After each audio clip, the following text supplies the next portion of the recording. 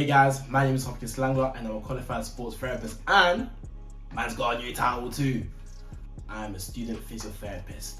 I've officially started my masters in physiotherapy 2 weeks ago, so man made it, fam. Man's here, new title, real physio things. So man made as a master's physio student at St. George's University, so thank you. Worked hard for this. I worked hard and I got it. Yes, thank you. Moving on swiftly. So this video is mainly going to be like an update video about my life, things I've achieved, things I'm working towards so far from January to now, really. So please make sure to like, subscribe, share this video to all your friends and family. Also follow me on both TikTok and Instagram. So on those apps, I mainly post how to fix videos, but also I might do polls. So what type of videos you guys want me to do next? I might ask you guys questions. I communicate a lot more on those apps. Alright, so let's get to the video. So first, I'll start off chronologically. I worked as a pediatrics physiotherapist assistant for 7 months, I believe, 7 months. And I'll tell you guys how I got to become a pediatrics physiotherapist assistant. So after I graduated, my main goal was to basically work as a physio assistant so that I'm able to put that on my CV. And then once I start applying for my masters, I get to talk about it and stuff like that, make my application look a lot better so I can get experience and apply it to my masters, really. That took a lot longer than I expected to get that job, because every interview, I didn't even get any interviews. I apply, nothing, no reply. I didn't write my personal statement too well until my sister helped me. Thank you, sis. But so the role I got was a pediatrics physiotherapist assistant. So pediatrics is basically working with children. So I was a children's physiotherapist assistant. And the reason why I got this role is because, thankfully, thank you Lord, in September I started working with my rugby team. And so I was their main sports therapist, and one of the players there, he offered me a job. He's like, oh hey, I work for this company and we're looking for TAs. So I was like, yeah, sure, I don't mind. He literally asked me, do you want to be a TA for primary school? And I was a bit hesitant at first, because I've always said that I've never wanted to teach. Like, I didn't think it was for me. I don't think I have the mental capacity, the patience to work with kids. But I need like a job during the day, because my rugby job was only during the evening. So he was like, yeah, you'll be a TA, but you'll be working with kids with special needs in primary schools. I was like, you know what? Yeah, I'll try. I mean, 5 times a week, I can do it. So then I joined this agency, and then I got sent to a school and started working as a TA. And I can't lie, probably one of the best jobs I've had. It was very rewarding in terms of like, you're really helping a child learn, get better. A lot of trial and error as well, because for example, the child working with was autistic, so I had to figure out how can I maximize his learning within a certain amount of time, because his attention span wasn't really the best. So once he got into school, I could only get him to do some sort of studying for a good 10 minutes max, 10-15 minutes, and after that he'll just leave the classroom, and then we'll have to figure other ways out. So I learned a lot working with that child. It was amazing. I really learned a lot. Improved my communication, but also teaching skills, really. And also working at primary school really helped me see the beauty of actually being a teacher. So after I finished working there, I literally was like, I wouldn't mind actually being a teacher. Like, it was that impactful, really. And when I left, the kids literally gave me like a leaving card, 2 leaving cards and stuff. It was amazing. I got a bit emotional. Man didn't cry though, but I got a bit emotional, because I don't know how teachers do it every single year, teaching a new bunch of kids and then sending them off, and too emotional, too much. But so yeah, so as I was getting the experience of working with children, that's when I applied for this role as a pediatrics physiotherapist assistant.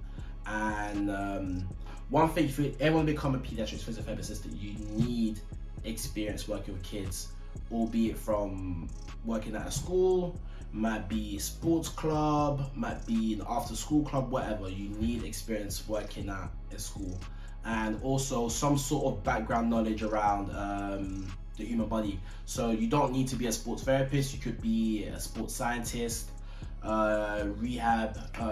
sports rehab, maybe even, I'm not sure about sports massage now, but you need some sort of experience in terms of like the human body and how it works. When working with children, there's a lot of safeguarding protocols that you need to follow. You need to be able to see signs and symptoms of when a child is having safeguarding issues at home.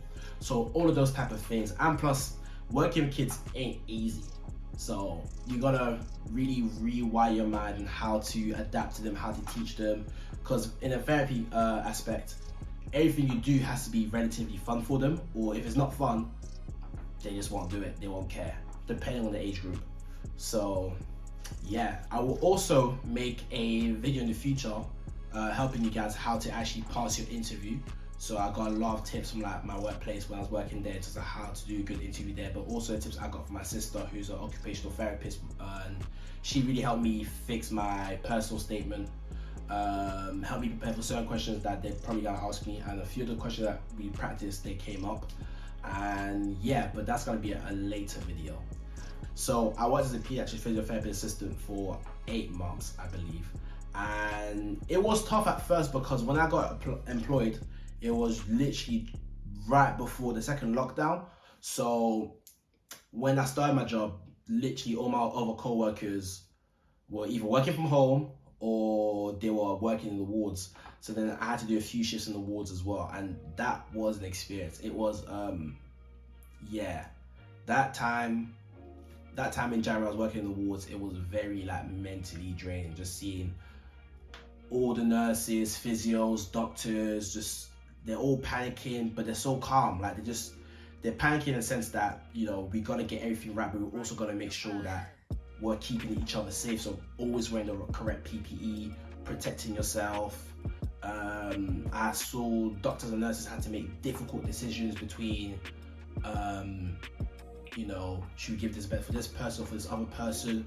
Can we still keep this person alive? Like stuff like I've heard them talk about these things, and there was one conversation where I feel like they've had that conversation so much about either keeping this person alive or not, that it sounded normal to them now. I think, and they were just, you can see they were just mentally drained and just like, it was a lot for them. And yeah, it was a lot for me as well. And I was like, this is nuts. This is nuts. And you know, that's experience I'm never gonna forget. And it just made me value doctors, nurses, healthcare assistants especially as well. Can't forget about them too. They do an amazing job every single day. Like even outside of like the pandemic and stuff, and everything before pandemic, these people do amazing jobs. So a big thank you to them. And that was one part of my experience working as a physio assistant. The other part was actually me being a physio assistant. So as things started to progress, when I first started, it was mainly all virtual for all my patients. So as an assistant, all you do is basically follow what the physio tells you to do.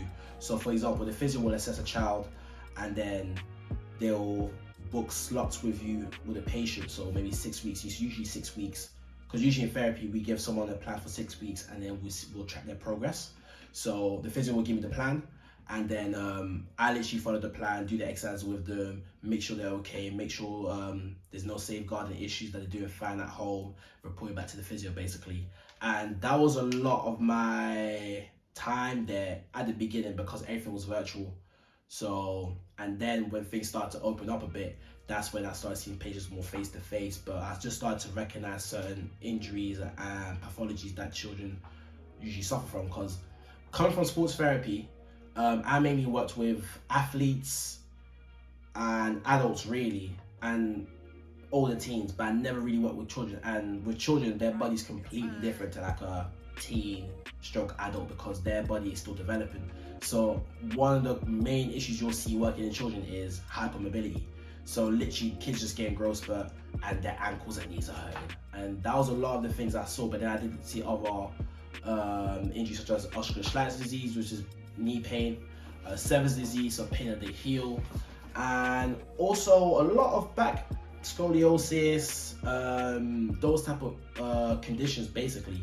And just seeing the physios trying to figure out how to fix this child, or sometimes, majority of the time to be successful, but there might be that one child with a certain condition that is just not getting fixed. Like it's taking a lot of time, and that's when they need to get referred to a different team. They might need to get another x-ray, another blood test, just to make sure that they didn't miss anything, the initial assessment basically. So those are a lot of the conditions I saw, and it taught me how to basically assess things to look out for when I'm assessing a child basically. I'm able to assess and treat a wider demographic basically thanks to my experience, and also working in a multidisciplinary team.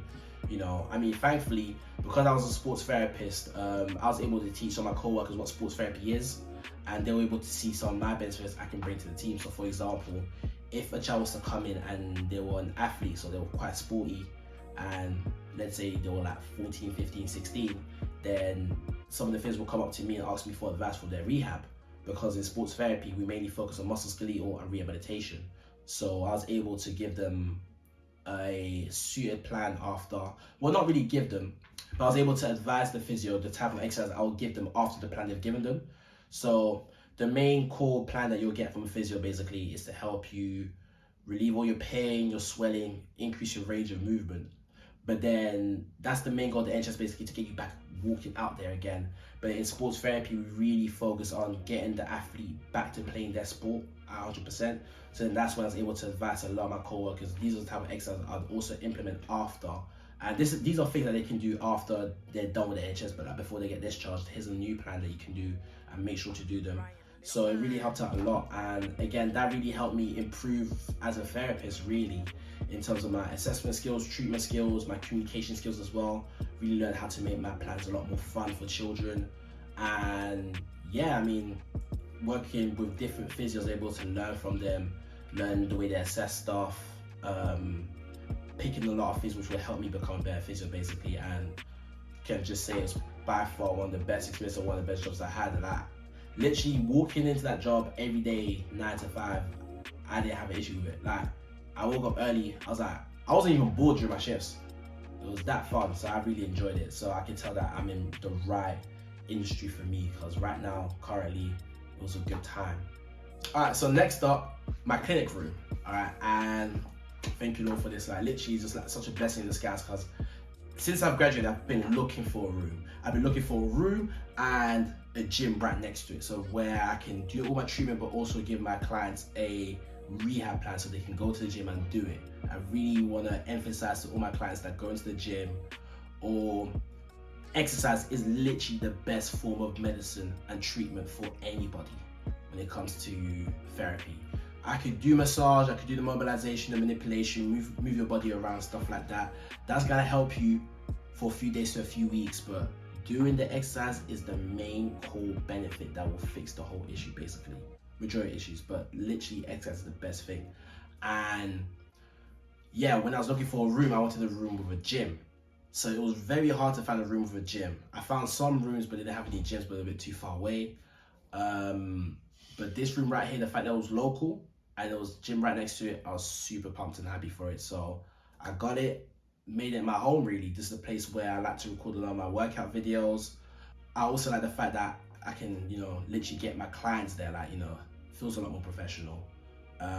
Helps me become a bit more efficient because I can go there and do some work. So after I finish seeing all my clients, I do all my admin, sort out all my content, stuff like that and everything. And yeah, just getting the room is literally one of the best things, like one of the best investments really. And it's also made me feel like this has become a lot more real, like an actual business. Like now I've got a proper cost that I need to pay every month basically. So it literally forces me to get clients in weekly basis. I've got to get clients in weekly basis. I've got to pay the bills basically. So a bit more pressure, but I don't mind paying for that cost just to help me be more professional, be more efficient. Having my clients come somewhere so they can see me and stuff, it just makes everything a lot better for me basically. So that's just the benefit of me having my room. And yeah, that's that. And now for the big one, university. I'm a master's physiotherapy student at St. George's University in London, and this was a uni I wanted to go to since last year. I applied to it last year, didn't get in. It's fine, I took my L in it, but I learned from it. I got some help. I met a lovely physio. She gave me a lot of tips and advice, so thank you very much. If you know who you are, you know who you are. And and then just me learning from my mistakes from last year and applying it to this interview this time really helped me a lot. And the reason why I wanted to go to that university is because it's a university that's literally in a hospital. So St. George's University is a university inside the hospital. So we get access to a lot of the medical stuff they got available in the hospital. We have a dissection room. we're literally surrounded by just all medical professionals, healthcare professionals. When I walk in, I see doctors, physios, nurses, OTs, everything. And it feels really cool. Like I'm actually like in a medical field. Like when I first walked in, it just felt like I was in like Chicago Med, or I don't know, it just felt surreal in it. Like, it just felt surreal. I never really expected this. The uni doesn't feel like a campus though. It doesn't feel like a uni. It literally just feels like, doesn't really have that uni feel to it, because we get mixed with everybody. We get mixed with patients, healthcare professionals, people waiting for their loved ones or coming for their appointments, and students. So it's a big mesh, but it still helps. But it's still fun. I'm still enjoying it. This is currently my 3rd week, and I'll make a separate video for like the masters, like, you know, the experience and what you need to do for it to get into it. But briefly talking about it, it's intense, fam. Hey, I've never done education this seriously in my life, you know. No cap, no cap. I've never done education this seriously in my life. I'm attending every lesson. I'm on time. I do my readings. I do my extra readings. I do all my. Hey, undergrad was easy. Cause you know what undergrad is? You don't really need to attend all your lessons, innit? Like, and you didn't really need to do all the readings. Like people, like there'll be people in your class not taking taking their degree seriously in undergrad. In masters, everybody's taking that degree seriously because everybody wants to be there. Everybody's paying for that, and I think, well, I'm loving the course. Like I've not been bored in my class yet. I've not been bored. Some lessons I might be tired and sleepy, but I'm not bored. I'm just really tired of some days. I don't know why. I do go to bed late some days. Most days. But do you know what I mean? Like, man's not bored, innit? Man's not bored. I'm just tired. But going back to what I'm saying, I love the course a lot. It's just a lot of hard work. Like compressing 3 years into 2. I don't know how I'm gonna do it, but I'm gonna do it because obviously I've done it. The Lord's with me as well. I've got the heart and the passion for it to really learn and become a physiotherapist. Because right now everything I'm learning about the cardiorespiratory system, learning how to assess somebody who's got breathing problems, how to assess their lungs and how to treat their lungs, and in neurology as well. All of that stuff is so interesting, and I can't wait to actually apply this to out there in the world, helping patients, helping my clients as well, and also educating you guys. Really, I really want to be able to educate you guys more about what physiotherapy, sports therapy is, inspire you guys to actually go into the industry really, and educate people on how to get better. Because one of the main goals is to really reduce the amount of injuries that young athletes sustain. Reason being, a young athlete might sustain an injury, but they might not get the correct treatment, and then it will linger and to the point where it's going to affect them when they get older, and then potentially prevent them from becoming a professional athlete or take their sport really far. And I've heard that story many times growing up. A lot of my friends have been injured, but they've never ever seen a physio. And the injury they sustained from 16, they still have it today when they're like 23, 24, 25. And it's like, you know, that shouldn't be happening. Fair enough, at our age, physiotherapy was here, but it wasn't really advertised like that, especially in the UK. In the States, once they get hurt, they go see a physio straight. In the UK, it's a lot different. We don't really talk about physio that much. It's starting to be spoken about a lot more. So that's one of my goals that I really want to spread out to the world, really, just to make sure that people do get the help they need so that they're able to play their sport for as long as possible, reach the highest level as possible, and, you know, make their bread, achieve their goals and success, really. And yeah, that's about it really for my update. That, again, like I said, currently doing my masters right now, so I'm in every single day. I'm not in Mondays, actually. I do remote lessons, but just the workload right now, I'm really trying to find a balance to do university, PhysiHop, YouTube. I really need to find that correct balance. I'm able to be efficient in all of them, because I don't want to keep having breaks where I'm struggling to have a good schedule, and then I really don't want to be struggling to post content, but also post content for my Instagram, TikTok, and YouTube, because that helps me get customers, but that also helps me engage with you guys, help you guys. I don't want nothing to falter. I want everything to be equally balanced, where I can achieve everything efficiently and successfully. So yeah, so I'm working on it. So right now, these next weeks might be a bit slow. I promise you it's gonna pick up. I'm gonna find more time to actually edit, record videos, good quality content that's engaging and entertaining for you guys, and also helpphul.